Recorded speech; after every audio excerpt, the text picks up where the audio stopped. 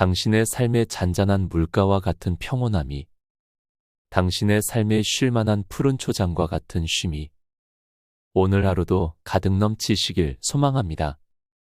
영상 시청 후 마음에 울림이 있으시다면 구독과 좋아요 부탁드립니다.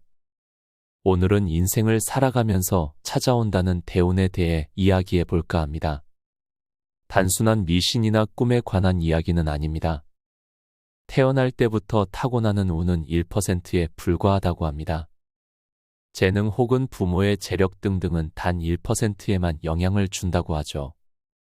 더욱 중요한 건 후전적으로 찾아오는 운이 중요한 것입니다. 우리는 모두 후에 찾아오는 운이 얼마나 중요한지 알고 있습니다. 그렇기에 운에 관한 속담이나 명언도 굉장히 많죠.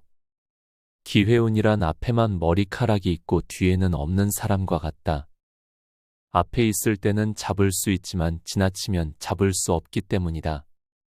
그런데 단순히 운이 찾아오기만을 바라면 운이 오는 것일까요? 아니란 것쯤은 다들 아실 겁니다. 운이나 기회가 올 때 잡을 수 있는 능력과 그것이 내가 잡아야 하는 운이라는 것을 인지할 수 있는 통찰력이 있어야 합니다.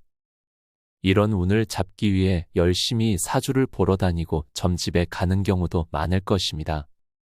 오늘은 대운을 사로잡는 4가지 방법을 알아보려 합니다. 영상 끝에 이 운을 나의 것으로 만드는 비밀도 있으니 끝까지 시청 부탁드립니다. 그럼 시작합니다. 첫 번째, 사람을 끌어당기는 방법. 대운이라는 것은 거의 대부분 사람에 의해서 나타나게 됩니다. 내가 아무리 능력이 있고 재능이 있더라도 그것을 알아봐주는 귀인이 없다면 꽃 피울 수 없고 재물을 얻을 수 없는 것입니다. 예를 들어 연예인 강호동 씨에게는 이경규 씨가, 개그맨 허경환 씨에게는 신동엽 씨가 그런 귀인인 것입니다. 강호동 씨가 처음 예능에 왔을 때 이경규 씨는 그의 재능과 파워를 알아채고 그를 연예계에 정착시켜 지금의 국민 MC로 만든 것은 너무나도 유명한 일화이며, 개그맨 허경환 씨가 일반인일 때 신동엽 씨가 진행하는 토크쇼에 나갔다가 그의 재능을 알아본 신동엽 씨의 추천으로 개그맨이 됐다고 하죠. 이렇게 우리 삶에는 분명 인생을 변화시켜 줄 수 있는 귀인을 만나게 됩니다. 하지만 귀인은 아무에게나 쉽게 오는 것은 아닙니다. 내 주변으로 사람이 모이게 해야 하며 그 사람들을 통해서 귀인을 만날 수 있게 됩니다. 그렇다면 어떻게 하면 사람을 모을 수 있을까요? 정답은 의외로 간단합니다. 내 입을 다스리는 것입니다. 대개 사람은 나의 작은 행동 하나에 신뢰하며 모이게 되고 또 나의 작은 말 한마디에 떠나가게 됩니다. 선을 넘지 않도록 조심해야 하며 다른 사람의 뒷담화를 즐겨하면 내 주변의 사람은 하나 둘 떠나갈 것입니다. 반대로 다른 사람의 뒷말을 하기 좋아한다면 그 자리에서는 유쾌할 수도, 다른 사람의 공감을 받을 수도 있지만 결국 그 자리에 있는 사람들은 뒷말을 하는 당신에게 무의식적으로 신뢰를 잃게 되고 속마음을 얘기하지 않게 되어 하나둘 떠나가는 화를 불러올 것입니다. 그렇기에 내 주변으로 사람을 끌어당기기 위해서는 누구이든지 간의 장점을 찾아내어 칭찬을 해야 합니다. 그 사람에게 직접적으로 하는 것도 좋지만 그 사람이 없을 때 칭찬을 하게 되면 더욱 신뢰를 얻을 수 있고, 이런 사람들을 통해 귀인을 만나게 되며 기회를 잡을 수 있게 됩니다. 두 번째, 나의 그릇을 키우는 방법. 사실 나의 그릇을 측정하고 가늠하는 것만큼 어려운 일도 없습니다. 남이 판단해 주는 것이 맞는 건지 내 스스로 결정하는 것이 맞는 건지에 대한 논쟁은 아직까지도 이어져 오고 있으니 말이죠. 그릇을 측정하는 방법에 대해서는 명쾌한 답을 드릴 수는 없지만 나의 그릇을 점차 키우는 방법에 대해서는 확실하게 말씀드릴 수 있습니다. 그것은 바로 아주 작은 성공부터 해나가는 것입니다. 성공이라고 하니 뭔가 거창해 보이죠? 큰 돈을 벌어야 할 것 같고 혹은 유명해져야 성공이라고 착각하는 경우도 많은데, 여기서 작은 성공이라는 것은 일상에서의 생활을 뜻합니다. 예를 들어 아침에 일어나서 이불을 개는 행동, 출근하기 전 여유를 가지고 일어나서 따뜻한 물 한 잔과 명상을 하는 행동 등을 뜻합니다. 그렇게 해서 그릇을 키울 수 있다고? 라는 의문이 드실 겁니다. 그릇을 키우는 것은 결국에는 자신감을 얻고 더 큰 행동을 할 수 있는 기반이라고 봐도 무방합니다.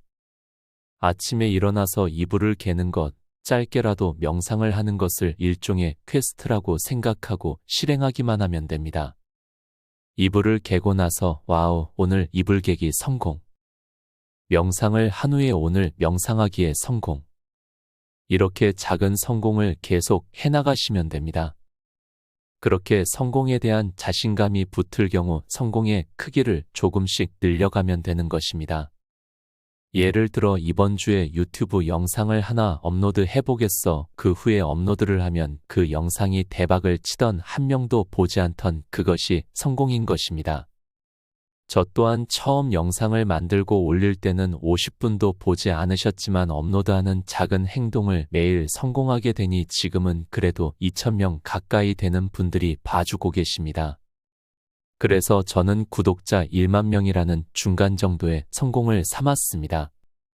이렇게 아주 조금씩 성공해 나가시면 그것이 결국 나의 그릇이 되고 키워지는 방법입니다. 일상에서의 작은 성공을 계속하고 경험해 나가시길 바랍니다. 그 성공들이 모여 큰 성공으로 다가올 것입니다. 큰 성공 대우는 한 번에 갑자기 찾아오는 것이 아닌 준비된 자에게 서서히 스며드는 것임을 잊지 마시길 바랍니다. 세 번째, 베푸는 삶을 사는 사람. 벌써 뻔한 이야기로 생각이 드시죠? 베푸면 성공한다라는 말은 많이 들어보셨겠지만 그것이 정말 그럴까? 라는 의구심도 많이 들 것입니다. 특히나 요즘의 세상에서는 베푸는 사람은 호구로 취급되는 경우가 많으며 철저히 나의 이익을 위해 행동해야만 제대로 잘 살고 있다고 이 세상은 말하는 것 같습니다. 그렇다면 과연 베푸는 삶은 진짜로 멍청한 삶일까요? 절대로 그렇지 않습니다. 삼성같이 큰 기업도 자선사업을 하고 있습니다. 연예인 중에 잘 나가는 유재석, 강호동 같은 분들도 매해 꾸준히 큰 금액을 기부하고 있죠. 단순히 이미지 관리를 위해서만 하는 것일까요?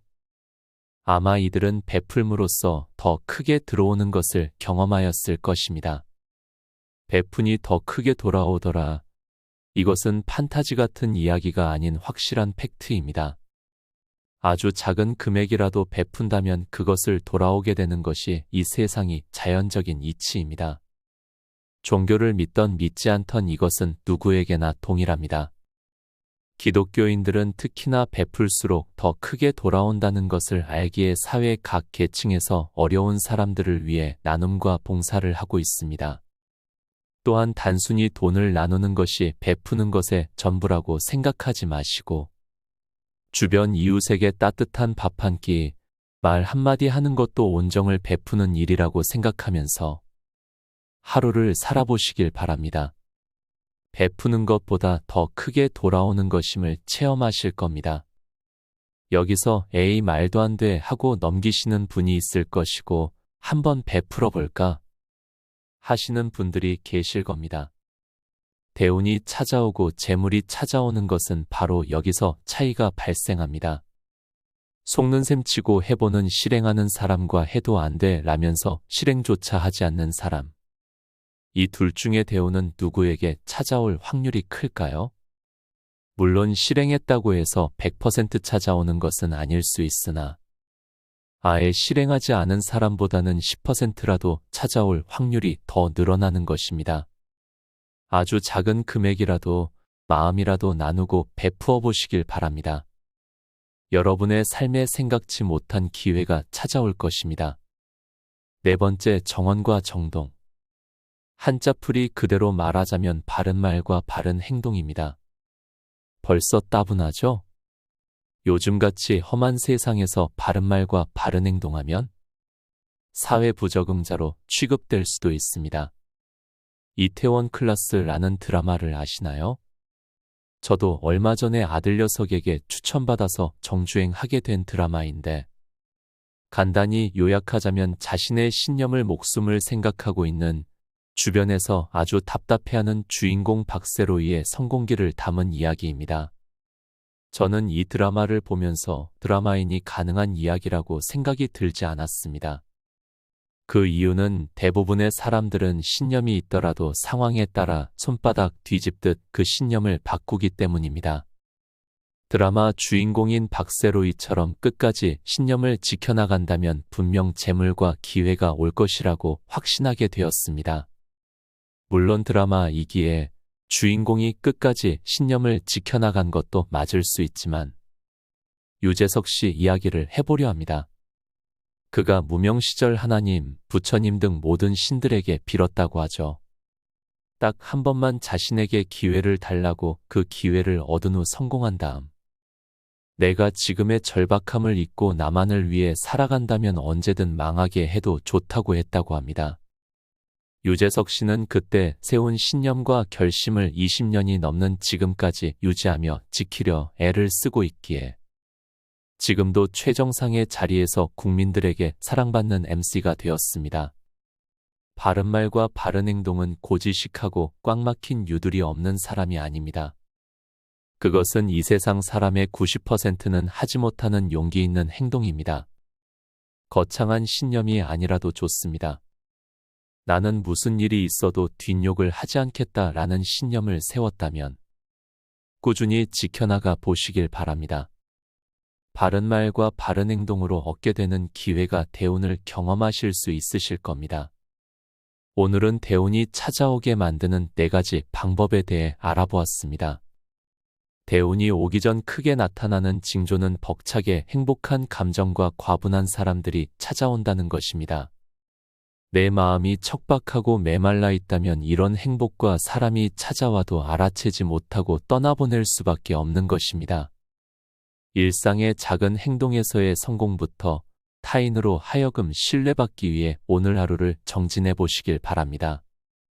그런 하루들이 모여 내 인생이 되고 남들이 부러워할 만한 성공과 대운이 분명 찾아올 것입니다. 여러분을 위해 저 또한 기도하고 소망하겠습니다. 지금까지 잔잔한 물가 쉴만한 초장이었습니다.